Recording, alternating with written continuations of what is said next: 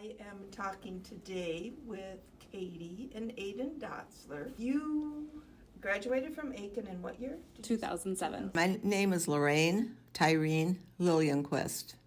I graduated from Aitkin High School in 1956. My name is Gary Tibbetts. I graduated from Aitkin High School in 1970. My name's Carol Hogue, H-O-G-E. I'm married in a Rosam name now. Hi, I'm Dan Stifter, current superintendent of Aitkin Public Schools. Hey, I'm Elena Hoggestoon. Yeah. When did you graduate? I graduated this year, 2022. I'm Lael Karlstrom, and I graduated from Aitkin High School in 1952. My name is John Beisman. I graduated from Aitkin in 1982. We're now talking to Sharon Kramer Dotzler. As I said, I graduated in 1977 from Aitkin High School. Aitkin High School was established in 1894. Since then, it has gone through many changes, including both renovations to the building and what goes on within the school. At first, AHS only taught 9th through 12th grade since many children went to local county schools closer to their homes. In 1918, the school was closed down and turned into a 200-bed hospital because of the Spanish influenza. Then in 1928, AHS became a 7th through 12th grade school. Throughout the following years, many renovations took place, such as the renovation of the cafeteria, band room, and auditorium, along with the west wing of the school, which was built in the 1950s. In 1978, the old school building was demolished and AHS changed from a 4-story building to a 3-story building. In the mid-2000s, the weight room was moved and renovated, and the commons area was added. In more recent years, they've renovated the cafeteria area, the offices, created a secured entrance, and much more. And you went to school to become a Teacher. And what grade do you teach? I teach 4th grade. 4th grade, okay. Katie was in Olson and married a Dotzler, so you've got a couple family lines here. And Yes. So my mom was Kathy Olson, and she was a graduate of Aitkin High School, and then my siblings and I attended Aitkin High School as well, and now Aiden, my son, is attending. And then on the Dotzler side of the family, goes way back. What class did you just get done with? Grade did you just get done with? What grade are you going into? 1st grade. You were just in kindergarten? Who was your teacher last year in kindergarten? Mrs. Michaelette. Mrs. Michaelitz. Oh, okay. She's a nice teacher. Right, yeah. And did you have lots of friends in the class? I had 18, but 2 were gone. And now, do you have any brothers or sisters that are going to be going to school here too? Yeah. My little brother Evan and my baby sister Nora. Okay. And Nora was just born. And is Evan going into kindergarten or is he in preschool? Well, he's 4. Okay. So he might be in Cheryl's for just another year. Oh, okay. At daycare. Yep. Yeah, daycare. Okay. 6. And then, And I came from a smaller school in Palisade. It was grades 1 through 8 at that time. Later they added kindergarten, and later on they sent the 7th and 8th grade on to Aitkin. It was an adjustment coming from that smallest school to the big school, as we called it at that time. And I got comfortable after a while and did all right. how many of your children and children's have gone to Aitkin? Okay, all 3 of my kids graduated from Aitkin, some of my grandkids, and now my great-grandkids are going to school. And my mom had graduated from Aitkin in 1932, and then myself in 1956. So you're on the 5th generation already. Lifelong resident, born and raised here. One part of my heritage, which I'm immensely proud of, is that my great-great-grandfather started Aitkin, and my mom graduated also in 1943 from Aitkin High School. My dad would have graduated just before that, but Dad and his other brother went into World War II, so, things got in the way of my dad graduating. I have a long history with the school, starting out a long time ago from 1915, when my great grandfather, John Hogue, was one of the landowners who petitioned the school board of Aitkin County to have their property annexed to the Aitkin Independent School District #1 because it was closer to their home and that the kids could be bused. So my mom also, my grandma had a son named Jerome, who was my father, and he had a sister. He had a sister named Gertrude. Anyhow, my mom went to school, and she also moved into town. She was from Palisade, Minnesota, and she was the oldest of 12 children. But she moved into town, and she was living with a lady named Mrs. Draper, and I think she did sewing and stuff like that. So my mom moved in with her, and so she could also attend high school here.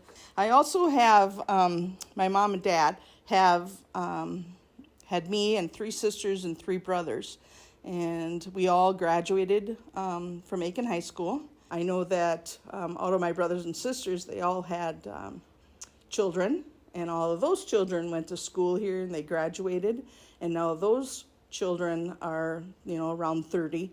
They also are starting to have children, and those children are going to be starting school here too. So we've gone from 1915 all the way up to 2022. Some of the things we're doing, some of the things I've seen over my years. I came to Aitkin in 1992 as a teacher, worked here 19 years and been back now this is my 4th year as superintendent. Yeah, I was born and raised in Aitkin, so I've been going through since Tiny Tots and Rippleside all the way through. Okay. Did your parents move here, or were they raised here in Aitkin too, or? No, they actually met at Aitkin High School. So my grandparents on my dad's side both taught at Aitkin High School, Don and Sonia Hoggestoon, and then my parents met and they kind of just stayed, and they raised me and my 3 brothers. And I guess I think back of how simple education was then and innocent. I remember going to kindergarten the first day, but I don't have a lot of recall.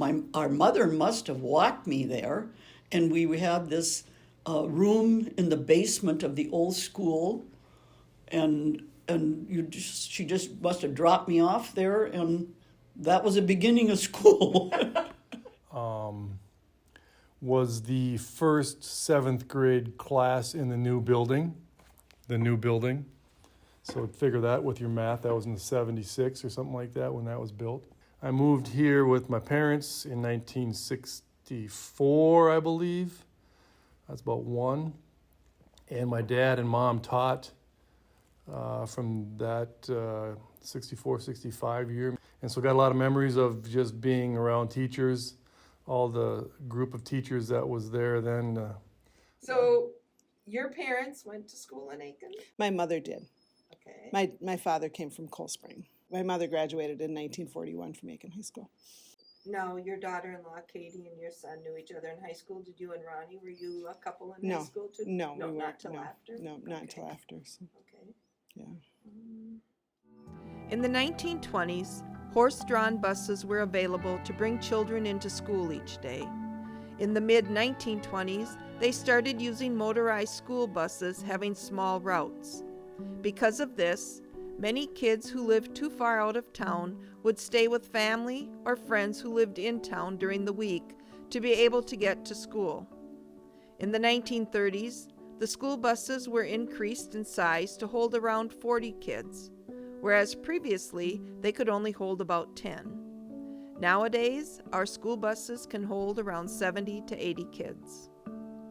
So what is your fondest memory? Well, like I said, one of my biggest memories is, being the first class to graduate out of the new edition. Oh. When your mom and dad were teaching and you were here at the school with them once in a while, that was back in the time when it was still 4th floor? Yeah, I would go from our either the babysitter if I wasn't in school yet or the elementary school to my dad's to stay with him. after school because they were both working. And like you say, the old school was pretty cool where he was on the third floor, and I remember in the back of his room was the coat closet kind of room with the coat hooks, and I thought that was cool because it was kind of dark and kind of the back room, and I'd hide in there and stuff. And then his room, of course, it was the wood floor and the chalkboards and the old windows looking out into the parking. I think his went to the parking lot. That I was little, and he was coaching football. I don't know if it was a football team or a baseball team, but they were watching films in his classroom. And I didn't know any better. And somebody gave me some sunflower seeds, one of the guys on the team, older guys. I was just a little kid. And I had all these sunflower shells, and I didn't know what to do with them. And I'm not going to say names, but they said, just throw them on the floor. So I threw them on the floor. And of course, in the wood, obvious as heck, once you turn the lights on, there's a bunch of sunflower shells. And I got ripped up pretty good for that. I had to clean that up. And I didn't ever say anything, but someone said, just throw them on the floor. That new gymnasium was huge. I mean, we had not seen anything that huge, that beautiful, and that nice ever. I mean, we were all just kind of country bumpkins, most of us, like with big Catholic families and stuff, and coming to school and going home and doing our chores and stuff. But, the gym was probably one of the most memorable of a lot of the students, just because it was so massive and beautiful. And the simplicity, and now how much teachers prepare their classrooms. I think they're all decorated and made so friendly and stuff. And I'm thinking kindergartens was bare bones in my 2 boxes that I still retain of school information. Came across some information, my report cards, and I don't even know if they do that anymore, report cards. But just the changes. And the capital projects levy we just passed is going to help pay for some of the technology, the updates of technology. We also have transportation, using that to help keep our bus fleet. We're a large school district, a lot of miles every day getting kids to and from school. So we had to stay after, keep up with our buses. We had quite a bus ride, and there was one instance that I'd like to share with you. A couple of the gals were kind of rascals. And one time they had taken some Limburger cheese and put it on the heater under the back seat in the bus. And wouldn't you know, the next time we went, I was in band and we had to go to a game. And so we took this bus with Limburger cheese aroma. The people of Aitkin have always adored AHS athletics. In the earlier 1900s, athletics began to grow throughout the school, offering both boys and girls sports. In the 1930s, and because of gender inequalities, girls sports started to disappear, until the 1970s when Title IX was passed, requiring sports opportunities for women. Throughout the 1900s, athletics in Aitkin flourished with multiple section titles, conference titles, and even some state competitions from both boys and girls sports. In the early 1900s, band, choir, speech, and many other clubs and activities were provided in Aitkin, including musicals for the past 53 springs. Throughout the years, there were many teachers, coaches, and advisors who helped make these in-school activities possible.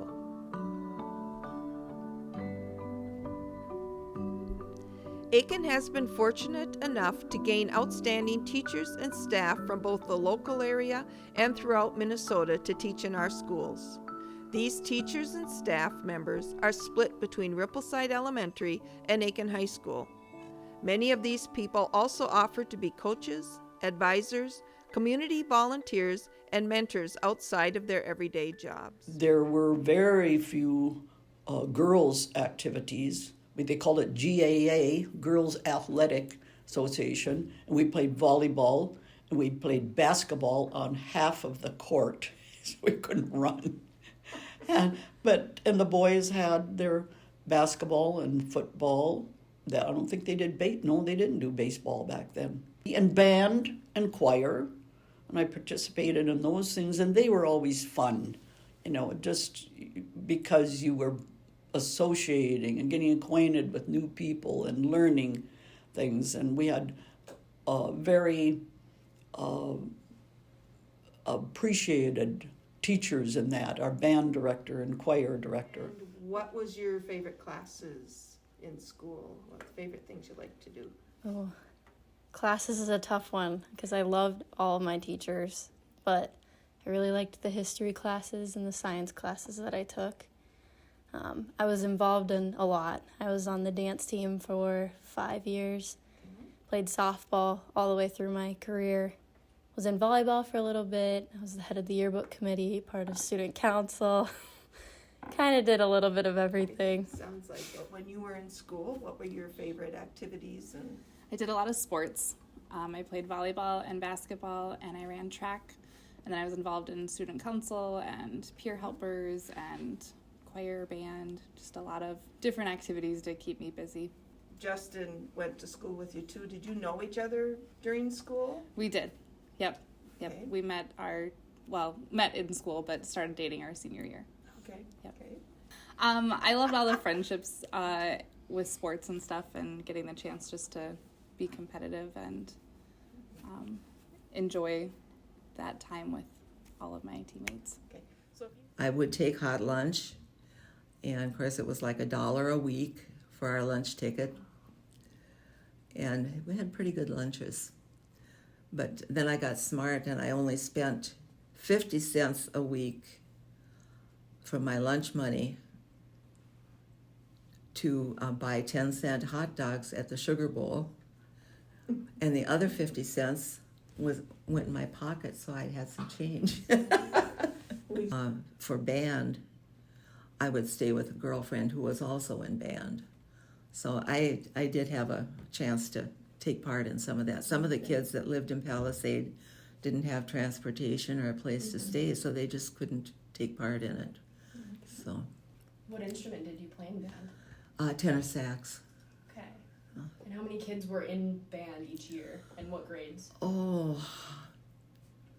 it was mostly high school, and then there was a junior high band also. But there was probably 40 kids in the high school band. Anything else? What do you like best about school? I like playing and going to recess. You went to specialist, right? Right. Right. What were the specialist classes? Music, STEM, library, and gym. A fond memory from high school, I guess just a lot of the sports and the activities with a lot of different people, classmates, and then a couple years up and down from me that I got to do stuff with. The team I was on, obviously with a bunch of great teammates, we made it to the state tournament, and it will continue, but there's been quite a few teams after that now. And recently there've been a lot of teams in the state, so. But that's one thing that was fun, definitely enjoyed that. I gotta think what else I was in. I was in choir, I was in band for a little while, till 9th grade. I remember was the homecoming parades would always end up in the dirt playground between the school and the Sugar Bowl. And the trees would be lined on either side, those big, huge trees, and then it was all just dirt. That was the playground, was big dirt field. And they'd have the big burning of the A. Yep. That's where the parade would stop. And they'd have the big burning of the A after the homecoming parade and all that stuff. That was pretty cool. That was, the Sugar Bowl is another thing. That was crazy. That was pretty cool. I would love to have the Sugar Bowl. Donuts, candy up the kazoo, right across the street from the school. Who could have figured it out better, right? That's your marketing 101 right there. Yeah. I didn't do a lot of things in school because being a farm kid, we didn't have a way to get home, so we just didn't, do a lot of after-school activities. In my senior year, we had model office, which was really a big thing, and so then we were in BPA and that kind of stuff, but otherwise that was the only thing that I was really... I always wanted to be an FFA, but they wouldn't allow girls. We weren't allowed in the ag classes, so we did get to have some shop. Like my senior year, we we did shop with Mr. Weimer and built something, but other than that, no, we had to have home ec. So yeah, I didn't want to learn how to cook. I wanted to learn how to farm. We were able to do basketball, which my grandmother, Esther, also did. She played on the basketball team when she went to school here before she got married. But I played basketball and volleyball and softball. We played too, I think. So there were sports for girls, and they were becoming very, very popular at the time that I graduated and stuff. But as far as the classes that I was in, I think that it was pretty segregated. The girls had to go this direction, the boys had to go this direction. I did belong to like the Honor Society, which had boys and girls there, you know, and stuff like that. And but other than that, it was still separate. Actually, I didn't have a lot of time for activities because when we were growing up, there's 4 of us at home, and you know, if we wanted a new bike or if we wanted this or that, you know, my dad worked, my mom stayed home to take care of us little angels, and kind of told us, he said, you know, if you want that new bike, you're gonna probably have to get a paper route. So we did paper routes. Now, in the year 2022, ISD1 is still thriving and is changing constantly, including the addition of the MacBook Air computers in 2016. This allowed students and staff to have access to the internet throughout the school year to help with their studies. The classes I took were kind of science oriented because my plan was to be a nurse. And I also thought, well, I should have some office experience too. So I did sign up, I think in 10th grade, for bookkeeping, it was called at the time. From bookkeeping, I was able to transfer within a few days to a different class, so I took physics, and that was much more interesting than bookkeeping. The typing class was manual typewriters, but we did have a couple of electric typewriters, and we traded off on those. So we all got the experience of typing on an electric typewriter. I remember one instance in home ec where it was kind of embarrassing for our group. I think it was groups of 4 that were cooking. And we decided we were going to have fish. Each unit had to decide on a menu. Mm-hmm. And we were going to have fish, so we had to do the shopping and everything. And then also we were going to do a lemon sauce for on the fish. Mm-hmm. Well, none of us were real experienced in cooking. We wound up with a dessert lemon sauce for on our fish. And when the teacher saw the menu and the recipe, she just laughed. She didn't say a word. We've seen other improvements and other updates along throughout the building, from smart boards and electronic whiteboards that teachers use, and interactive lessons, and those things are used at all grade levels. All our kids have devices or access to devices. In the high school, it's a 1-to-1 take-home type plan, in the elementary, depending on grade level and so on. So we've worked hard to connect our kids and to bring the most recent technologies and strategies to the district. I know when we walked in, you're doing 3D printing. We brought all that equipment into the Fab Lab room, and kids did a lot of things from sign making. They made some signs that we have hanging around the school, the one that, you know, into the district office and elevator and all those types of things they made. But yeah, they also did some 3D printing, making various things. This class also did some, for different charity groups, made plaques, a laser engraver, and did some things like that. All the students were, but proud of what they did.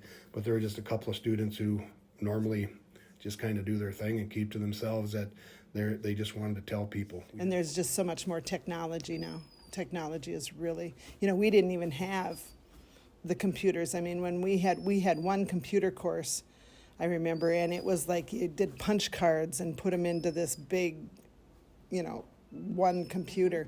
Otherwise, you know, we were still typing on typewriters. Mm-hmm. So. What's your favorite thing to do on the playground at recess? Go down the tubes and swing by those little step things. Okay. Do you like that big tube slide the best? Because that's the highest and the scariest, right? No, not So it the makes it more scariest. fun. You didn't think that was scary? What activities do you like to do now? I like to do science. Well, I do want to be a paleontologist. Oh, that'll be neat. And so what exactly are you going to do? For those who don't know, what does a paleontologist do? Dig for dinosaurs. But you took the basics, and I chose business courses, not knowing what I was going to do post graduation. No advanced classes, of course. You're talking in '52. I don't know when the advanced classes started, and the opportunities to go on to college. To get your college credits when you're in high school. I think that's quite amazing. Comparing your high school experience versus having now two kids who have just about completed their high school experiences, what's different, and what did you enjoy being able to see, like Joe and I do in high school versus when you went to the same school? I guess I really enjoyed watching my kids, and it's a small town, but they got to do a lot of things, and they really got to enjoy a lot of things, from choir to sports to different options. Okay. So when you talk to your parents about going to school in Aitkin, what is a big thing that's different between when they were in high school and when you were in high school?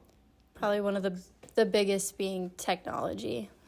When I graduated from 6th grade at Rippleside and went into 7th grade, we were introduced to the Apple MacBooks. And obviously my parents didn't have those when they were going to school, and it made, I think, the teachers' lives and the students' lives a lot easier because they could take the MacBook home, work on their homework, kind of work at their own pace. And how do you think that changed in the classroom, or if you can remember 6th grade versus when you did get them, what changed with homework and stuff like that? I think it opened the doors to what we were able to do with it. So we could look at articles and actually dive deep into them, do interactive assignments online versus everything being on paper. These computers also help students and staff throughout the COVID pandemic distance learning. Another large change to AHS education was the introduction of college in the school classes. This allows some high school students to take college-level classes to gain college credits before entering college. Then why did you decide to stay in the area? Because it's the best place to be. Would you rather, if you had to do it over again, and I think I know your answer, would you rather go to a small school like this, or would you rather go to a bigger school like in the... I would rather go to a small school like this, and that's why I'm very glad that all my kids went here and my grandkids are all here so that they can have that smaller school experience. Oh, smaller school Smaller for sure. school. It's nice knowing everybody and that small town feel. I would 100% pick a smaller school over a bigger school. I feel like we were given unique opportunities. We got to take the classes we wanted to take with different electives and different sporting events. I would much rather be in a smaller school. I knew all my classmates. I could name all of them if I saw them, which I think is pretty special. I would rather be in a small school. At least you know a lot of it. We're having, one of the things that we're doing as part of the all-class, our class is having a class luncheon, and we have 40-some people registered just for that. So, I mean, it's fun to see your classmates that want to come home. A lot of them, many of the people that are registered now are from out of state, and some as far away as we've got some from Canada, and we've got some from Arizona, Florida, California, all over the United States, and wanting to think that they came home to see us from a long ways away. No, I think I'd want to come here because it was such a comfortable growing up in education. But, the opportunities were there. And I feel satisfied. Yeah, honestly, I don't know how I would answer that. I mean, there was a lot of great things, a lot of opportunities. I guess I would not want to do it again. It'd be interesting to go to a school of 1,000, but there's a lot of negative in that too, where you're just a number. We put out probably 100 some, and we knew everybody, and we knew their brothers and sisters and their parents and where they lived, and, you know. So I think I'm happy with the way I was raised in high school and the friends I had. Aitkin was big enough. Aitkin was big enough. Okay.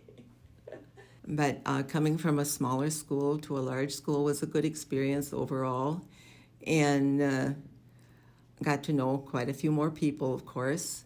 If I had a choice for my great-grandkids now, I would still want them to go to school here. ISD1 has so much history, and this only covers the surface. These schools have so much to offer, and it wouldn't be the district it is today without the people who have worked for or attended Aitkin Independent School District Number 1.